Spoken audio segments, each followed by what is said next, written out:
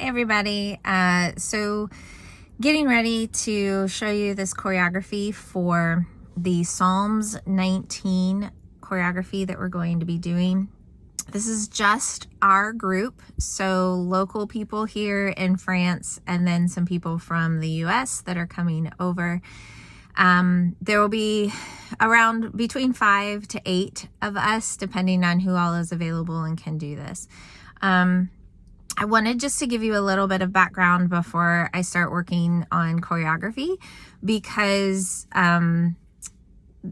this piece has been a labor of love for me this year. God gave me this scripture, Psalm 19, early on, like September, October of last year. And I have been praying about it and working through it for a long time. And it has just been painstaking to get this all together, which has been an interesting process for me.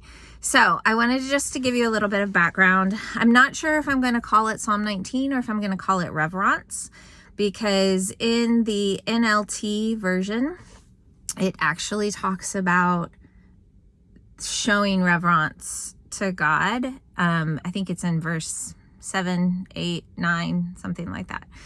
And so, yeah, not sure what I'm going to title it, but in the beginning of this, it's as if we are all sculptures or statues in a museum. And at different times, these rocks come to life to express the glory and creation of God. So the piece definitely talks about how the earth, even though they don't, the grass and the sky and the stars, they don't actually ever say anything, but they continually point to the Creator.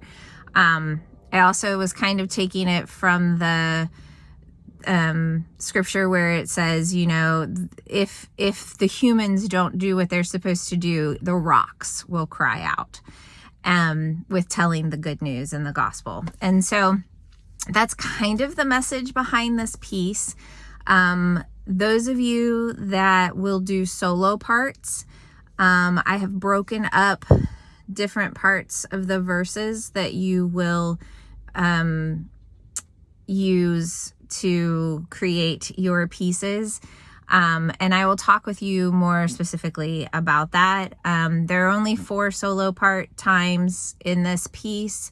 And then the rest of it is us dancing together. So I hope that gives you a little bit of an idea of kind of the background of this piece and where we're going with it. We will have 2 to 3 sessions to rehearse this all together with everyone in the same country. So we should be in good shape for that, especially if you know the basic choreography towards the end, and then we'll go over all of that together. So super excited that you're joining with me on this.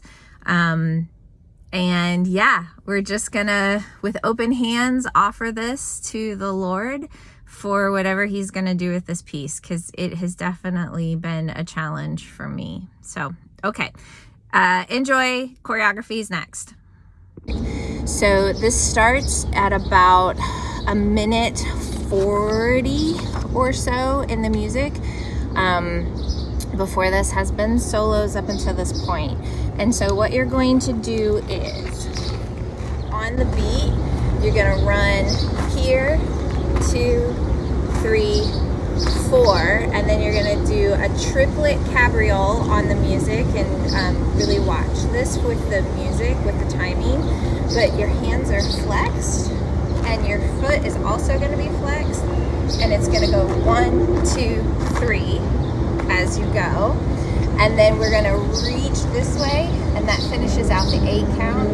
This is on 1 and 2. You're going to run to a clump where we all come together, and we're going to reach our hands up on 8. That's that first 2 8 counts.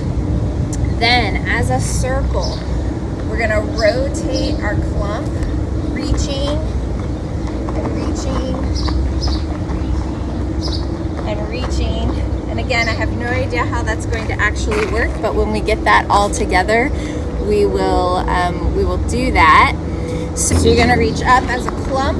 We're here. You're gonna go around, 2, clasp aloud here, and out and down, and then we're gonna take off to our next section for our next formation. When you get to your next formation, there's gonna be 8 counts of freestyle. Again, this is like praise, reverence kind of movement. We can take some stuff from the earlier solos if there's something that you want to use from that. Only have 8 counts, it'll go pretty quick. Then we have our group choreography. If you were in the dance last year, you're going to recognize some of this. I just decided to reuse some choreography. It worked for this piece, and therefore it's a little less for people to have to learn. So you do a tour jeté. I'm going to do this to the side so that you can see me a little better, but this will be done straight on to the audience. So you're going to piqué, tour jeté, and down. You're going to come up your right arm, left arm, all the way around. Double bounce, down, around, reach, go down to the right, down to the left, walk around in a circle around yourself. The last little part of this is going to be, we're going to move into a larger circle, and we are going to rotate the circle by doing 4 chaîné jeté moves.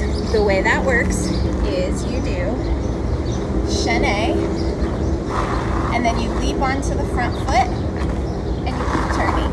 Okay, so I'm going to turn the camera sideways so you can see maybe a couple of these in succession, and they're not hard, so don't overthink it. Show you a few of these. So you're going to do chaîné up and chaîné up, and you're going to do that 4 times. I showed you twice. We're going to rotate the circle in that way. After we do chaîné jeté 4 times, you're going to come back to the clump. We're going to reach our arms up, do the same thing around. I think it's the clasp and down. When I do it with the music, we will confirm that. And then you are going to spread out from that clump back to your original spots and go back to those same poses that we were holding for a minute and however much in the beginning. Those of you that have solo parts, you will go back to your original pose. It's a slow progression. You'll hear it at the end. You'll hear it takes a while to finish up, so you can keep moving until the music is actually finished, and then at the end we'll freeze. And that's how we finish this piece.